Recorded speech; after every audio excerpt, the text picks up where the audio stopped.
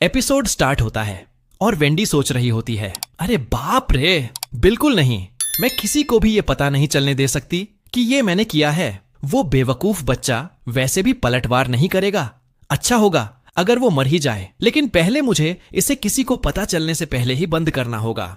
लेकिन तभी वहां पर नेल्सन का असिस्टेंट आकर बोलता है, यंग मास्टर सीढ़ियों से गिर गए हैं, हर जगह खून फैला है, कोई डॉक्टर को बुलाओ। मिस्टर यू कहाँ हैं? उन्हें अभी बताओ। फिर वो नेल्सन के पास आकर बोलता है, मिस्टर यू, एक इमरजेंसी स्थिति है। असिस्टेंट को देखकर वेंडी बोलती है, तुम्हें अंदर आने की इजाजत किसने दी? तभी नेल्सन अपनी आंखें खोलता है और वेंडी को अपने पास देखकर हैरान होते हुए बोलता है, तुम यहाँ क्या कर रही हो? वेंडी बोलती है, नेल्सन, मैं तुम्हें घर छोड़ने आई थी और तुम बार बार जिद कर रहे थे कि। लेकिन नेल्सन अपने मन में ही बोलता है, मेरा सिर बहुत दर्द हो रहा है। तभी पीछे से असिस्टेंट बोलता है, मिस्टर यू, सीन सीढ़ियों से गिर गए हैं। यह सुनकर नेल्सन हैरान होते हुए बोलता है, क्या? उसके बाद हम स्टेला और सेरेना को देखते हैं, जहां स्टेला बोल रही होती है, मम्मी जल्दी करो, सीन इसी अस्पताल के कमरे में है, हमें उससे मिलने जाना है। सेरेना बोलती है, ठीक है, तुम्हें कैसे पता चला कि सीन रात के 3 बजे चोटिल हुआ? क्या तुम्हें कोई बुरा सपना आया था?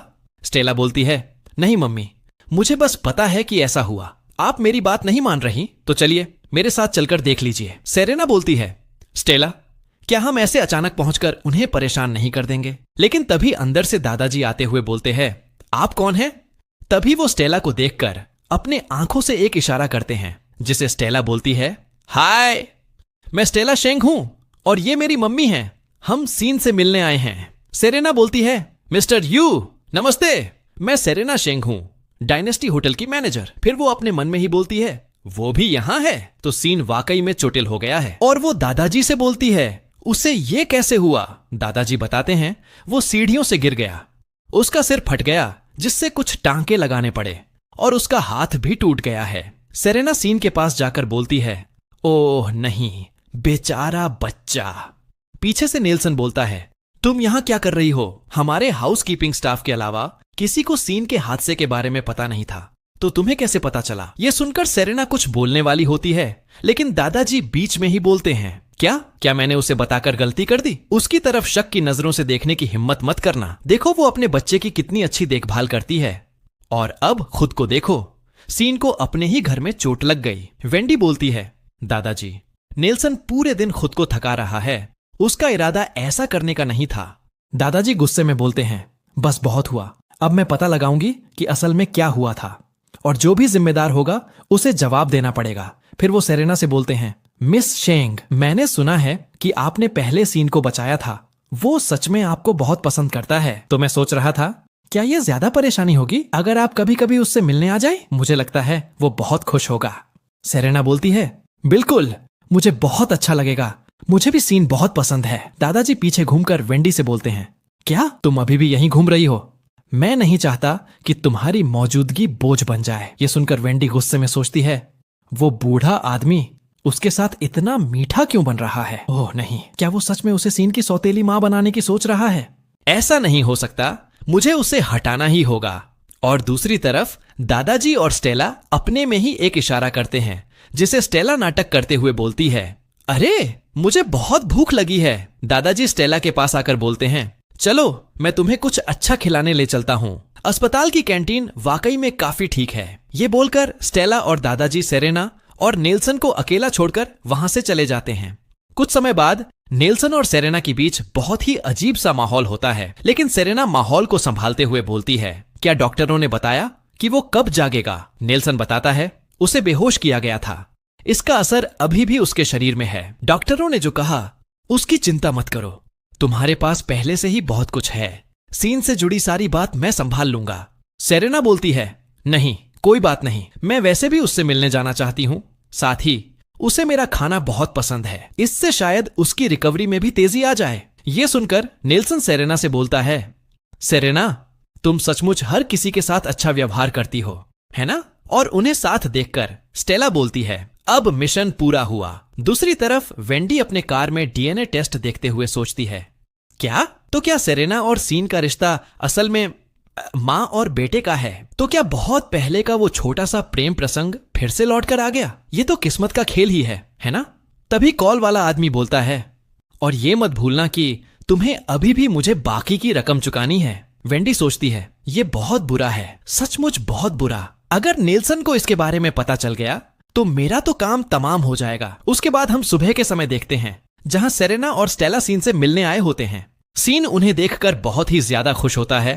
तभी सेरेना स्टेला से बोलती है, जरा आराम से, उसकी बांह पर नजर रखना, ठीक है? स्टेला बोलती है, सीन अब तुम बिल्कुल ठीक हो, है ना? उन्हें देखकर नेल्सन बोलता है, तुम आ गई। सेरेना बोलती है, मिस्टर यू, पूरे हफ्ते काम का बहुत ज्यादा दबाव था, आखिरकार थोड़ा आराम मिला तो सीन से मिलने आ गई।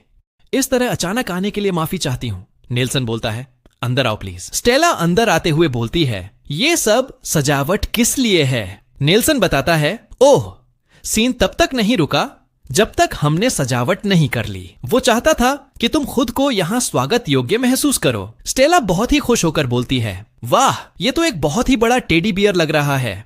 नेल्सन सेरेना से बोलता है, तुम बहुत थकी हुई लग रही हो। सेरेना बताती है, हाँ, स्टेला को किंडरगार्टन छोड़ने और होटल के कैंपेन को संभालने के बीच मुझे ठीक से नींद ही नहीं मिला। नेल्सन बोलता है, शायद तुम्हें थोड़ा आराम करना चाहिए। सेरेना बोलती है, नहीं, ये नहीं हो सकता, ये सब काम का हिस्सा है। और सुनो, मैं हमारी शर्त नहीं भूली हूं, तो अब पीछे हटने का सवाल ही नहीं। तभी बादल गरजता है। ये सुनकर सेरेना बोलती है, क्या बादल गरज रहे हैं? लगता है बहुत तेज बारिश होने वाली है, हमें अब चलना चाहिए। नेल्सन बोलता है, ठीक है। सेरेना बोलती है, वैसे भी हम थोड़ा देर से आए थे, एक काम करते हैं, जब मेरे पास सच में फुर्सत होगी तब मैं स्टेला को दोबारा यहां लेकर आऊंगी।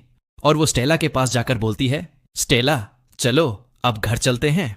स्टेला डरते हुए बोलती है, मम्मी, मुझे बादलों की गड़गड़ाहट से डर लग रहा है, क्या हमें सच में बाहर जाना होगा? सेरेना स्टेला से बोलती है, अच्छा, तुम्हें बिजली कड़कने से डर कब से लगने लगा?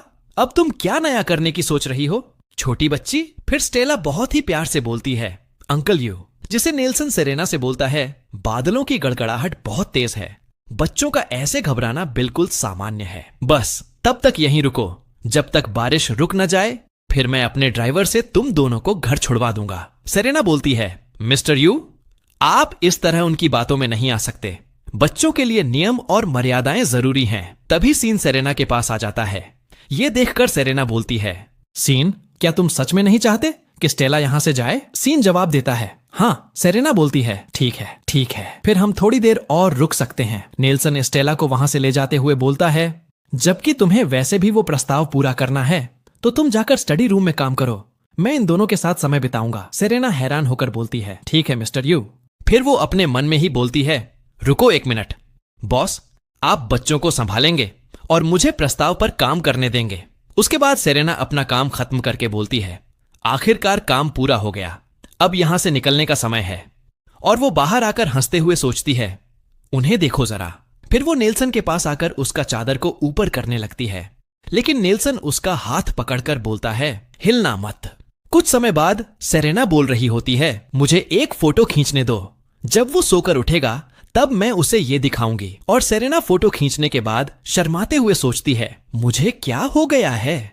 माना कि वो बहुत ही ज्यादा हैंडसम हैं, लेकिन हैं तो वो मेरे बॉस ही। पक्का नींद पूरी न होने की वजह से मेरा दिमाग ठिकाने पर नहीं है। फिर वो अपना हाथ छोड़ाते हुए सोचती है, मुझे धीरे से अपना हाथ बाहर निकालना होगा। हो गया। तभी नेल्सन बोलता है, ये तुम क्या कर रही हो? सेरेना बोलती है, मिस्टर यू रुकिए, मैं ये सब समझा सकती हूं। नेल्सन बोलता है, ओह सच में मिस शेंग, अब आप मुझे ये बताने वाली हैं कि मैं आधी नींद में था और मैंने आपको अपनी ओर खींच लिया, या ऐसा ही कुछ? सेरेना बोलती है, मेरा मतलब है तकनीकी रूप से ये पूरी तरह गलत भी नहीं है। तभी उसके फोन पर एक कॉल आ जाता है। सेरेना कॉल को उठाते हुए सोचती है, ओह भगवान का शुक्र है, बिल्कुल सही समय पर कॉल आया। कॉल वाली लड़की बोलती है, सेरेना, देर से कॉल करने के लिए माफी चाहती हूं, उम्मीद है मैंने किसी काम में खलल नहीं डाली। सेरेना बोलती है, लूना? लूना बोलती है, देखो, मैं बस यह पक्का करना चाहती थी कि तुम्हें हमारी सगाई का न्योता मिल गया है, तुम आ रही हो ना? और अपने बॉयफ्रेंड को भी साथ लाना। सेरेना बताती है, बॉयफ्रेंड? मेरा तो कोई। लेकिन बीच में ही लूना बोलती है, हम इंतजार करेंगे। तभी पीछे से नेल्सन आकर बोलता है, क्या तुम्हें पिछली बार की तरह मदद चाहिए? मैं तुम्हारे साथ नाटक कर सकता हूं, एक बॉयफ्रेंड का। उसके बाद हम देखते हैं सेरेना लूना की सगाई में आई होती है। सेरेना को देखकर लोग आपस में बातें करने लगते हैं। रुको जरा, क्या ये सेरेना नहीं है? वही लड़की जिसने कॉलेज छोड़ दिया था और ईथन के छोड़ने के बाद पूरी तरह गायब हो गई थी। सेरेना सोचती है, अच्छा हुआ कि मिस्टर यू मेरे पीछे नहीं आए। मुझे बिल्कुल नहीं चाहिए कि लोग हमारे बारे में बातें करें। बस मुझे लूना से बात करनी है और यहाँ से निकलना है। तभी कुछ लड़कियां आपस में बातें करते हुए बोलती हैं, तुम नहीं समझ रही हो, लूना ने उसे बुरी तरह अपने खेल में फंसाया था। जहां तक हमें पता है वो यहाँ मुसीबत खड़ी करने के लिए भी हो सकती है। दूसरी लड़की बोलती है, क्या 5 साल बीत चुके हैं, वो भला अभी भी नाराज क्यों होगी? ये तो पागलपन है। ईथन आकर सेरेना से बोलता है, सेरेना, ओह वाह, तुम यहाँ कब आई? तुम अब सच में बेहद खूबसूरत हो गई हो। सच कहूँ तो मैंने तुम्हें पहचाना ही नहीं। सेरेना बोलती है, खैर मुझे तुम्हारा न्योता मिल गया था। तुम्हारी मंगेतर ने सचमुच आधी रात को अचानक मुझे फोन किया। अगर मैं नहीं आती तो ये बहुत ही अजीब लगता। ईथन बोलता है, मुझे वाकई अफसोस है। मुझे अंदाजा नहीं था कि लूना ऐसी कोई हरकत करेगी। तुम्हें इस असहज स्थिति में डालने के लिए माफी चाहता हूं। देखो, असल बात यह है कि मैं उससे वास्तव में प्यार नहीं करता। पिछले 5 सालों में मुझे बहुत पछतावा हुआ है। मुझे उस बात का पछतावा है जो तब हमारे बीच हुई थी। लेकिन तभी वहां पर लूना आकर बोलती है, ईथन, ओह तुम हो सेरेना, तुम अकेली क्यों आई हो? तुम्हारा वो बॉयफ्रेंड कहाँ है? ये सुनकर ईथन हैरान होते हुए बोलता है, क्या बॉयफ्रेंड? और साथ में यवॉन बोलती है, क्या बॉयफ्रेंड? लूना बताती है, हाँ, ये डायनेस्टिक ग्रुप के वारिस को डेट कर रही है। हम सब उससे पहले मिल चुके हैं। ईथन, क्या तुम्हें वाकई याद नहीं? यवॉन बोलती है, क्या डायनेस्टिक ग्रुप के वारिस को डेट कर रही है? रहने भी दो, ये मेरी सुनी हुई अब तक की सबसे बड़ी झूठ है। सेरेना एक मामूली ड्रॉप आउट जो कहीं गायब हो गई थी, वो परिवार के लिए एक कलंक है। ये सब सुनकर एक लड़की बोलती है, एक सेकंड रुको, क्या वो यवॉन नहीं है? वो सेरेना को कैसे जानती है? दूसरी लड़की बोलती है, वे दोनों ही शेंग हैं।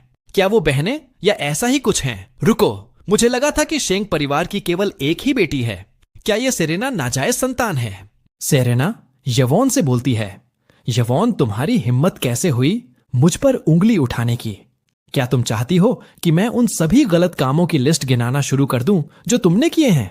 यवॉन चिल्लाते हुए बोलती है, मेरी बातें काटने की सोचना भी मत, और तुम फिर से मिस्टर यू को अपना बॉयफ्रेंड कहने की हिम्मत मत करना। ईथन बोलता है, मिस चेंग, रहने भी दीजिए। इस तरह व्यवहार करने की कोई जरूरत नहीं है।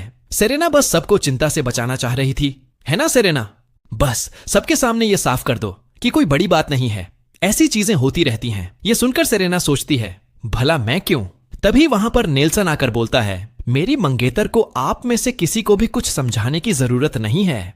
सेरेना अपने पीछे देखते हुए बोलती है, क्या नेल्सन, आप यहां क्या कर रहे हैं? यवॉन बोलती है, हाँ, क्या वो सच में नेल्सन यू है? और सारे लोग नेल्सन को देखकर बोल रहे होते हैं, ओह वाह, ये सच में मिस्टर यू हैं। मैंने इन्हें पहले भी देखा है। एक लड़का बोलता है, तो वो सच में मिस्टर यू की गर्लफ्रेंड है। एक लड़की बोलती है, उन्होंने मंगेतर कहा तो इसका मतलब ये है कि वो मिसेस यू बनने वाली है। और उन्हीं सभी के पीछे से लूना बोलती है, हेलो, ये अभी भी मेरी सगाई की पार्टी है ना? ईथन सोच रहा होता है, हाँ, वो किसी और की मंगेतर कैसे हो सकती है? सेरेना नेल्सन के पास जाकर बोलती है, मिस्टर यू, चलिए यहां से निकलते हैं। आपको इस सब नाटक में घसीटने के लिए मैं माफी चाहती हूं। नेल्सन बोलता है, ओह, अब तुम्हें परेशानी खड़ी करने का अफसोस हो रहा है? जब तुम मेरी गर्लफ्रेंड होने का नाटक कर रही थी तब तो तुम इसमें काफी मग्न लग रही थी। ईथन सेरेना के पास आकर बोलता है, हे, थोड़ी देर और रुको ना। वाह, तो तुम वाकई मिस्टर यू के साथ जुड़ गई। मैं सच में तुम्हारे लिए बहुत खुश हूं। चलिए जाम पीते हैं, पुरानी यादों को अलविदा कहने और जीवन में आगे बढ़ने के नाम पर। नेल्सन बीच में आकर बोलता है, वो ज्यादा ड्रिंक नहीं पीती, ये वाला मैं ले लेता हूं। ईथन बोलता है, रुको, ये हम दोनों के लिए है। अगर इसकी जगह आपने पी लिया तो ये थोड़ा अजीब होगा, है ना? नेल्सन बोलता है, वो अब मेरे साथ है, इसमें अजीब क्या है? तभी सेरेना बोलती है, ये सचमुच सिर्फ एक ड्रिंक है, इसके बारे में ज्यादा सोचना बंद करो। मैं इसे पी रही हूं, इस बात के नाम कि हमारे रास्ते फिर कभी न मिले। ये बोलकर सेरेना ड्रिंक पी लेती है। ईथन ये देखकर सोचता है, रास्ते कभी न मिलना, माफ करना, लेकिन किस्मत के कुछ और ही इरादे हैं। सेरेना ड्रिंक पीने के बाद बोलती है, मुझे अचानक इतना चक्कर क्यों आ रहे हैं? ईथन उसके पास आते हुए बोलता है, तुम हमेशा से ही कम शराब झेल पाती हो। ऊपर एक वीआईपी कमरा है, मैं तुम्हें वहां आराम करने के लिए ले चलता हूं। लेकिन तभी नेल्सन उसके इरादे पर पानी फेरते हुए बोलता है, नहीं, मैं इसे घर ले जा रहा हूं। ईथन बोलता है, होटल में बहुत सारे कमरे हैं, बस उसे यहीं रुकने दो। नेल्सन बोलता है, क्या तुम वाकई इतनी शिद्दत से चाहते हो कि वो यहीं रुके? क्या तुमने कुछ और योजना बना रखी है मिस्टर कियाओ? ये बोलकर नेल्सन सेरेना को लेकर वहां से जाने लगता है। पीछे से ईथन बोलता है, क्या? नहीं नहीं, मैं तो बस उसके लिए चिंतित हूं। नेल्सन बोलता है, उसकी जरूरत नहीं होगी, हम बाहर जा रहे हैं। यह सुनकर ईथन सोचता है, धत तेरे की। और इसी के साथ एपिसोड 4 खत्म होता है और आप लोग वीडियो को लाइक और चैनल को सब्सक्राइब कर लो। चलो मिलते हैं अगला एपिसोड में।